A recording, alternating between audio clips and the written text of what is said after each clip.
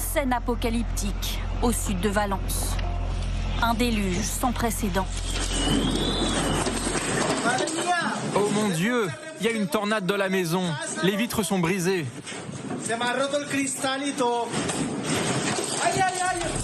Des pluies torrentielles et des scènes de chaos.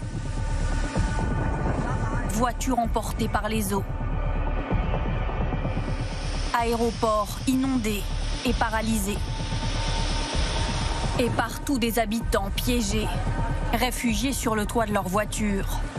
Ici, ces automobilistes ont abandonné leur véhicule et tentent désespérément de fuir vers un endroit sécurisé. Partout, des crues violentes et soudaines.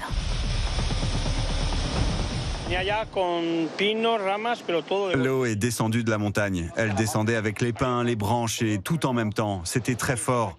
Elle a traversé tout le ravin et l'un de ses ponts s'est rompu lorsque l'eau s'est jetée sur la route, emportant 3 ou 4 voitures avec elle. 1 heure avant la crue, l'eau arrivait ici.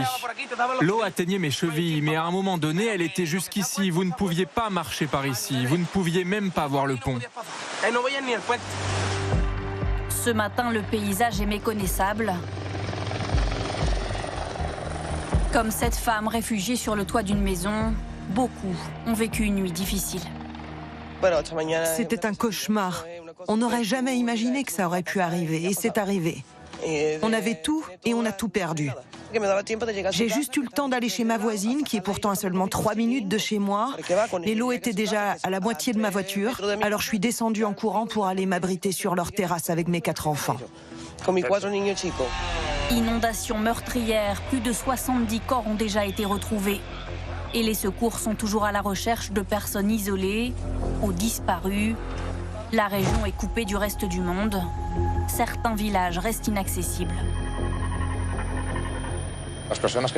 Les personnes qui sont actuellement isolées ou bloquées doivent savoir que nous arriverons jusqu'à elles. Le seul problème actuel, c'est l'accès. Nous devons leur envoyer un message de calme, que nous savons difficile, de patience, que nous savons difficile, et de force. Là où nous n'avons pas pu encore aller, c'est simplement parce que c'est absolument impossible.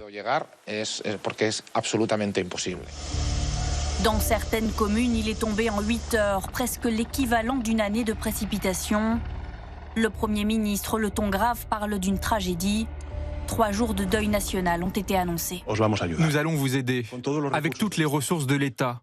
Et si nécessaire, avec celles de l'Union européenne, pour que vous puissiez reconstruire vos foyers et vos vies le plus vite possible. Les écoles et les jardins publics restent fermés.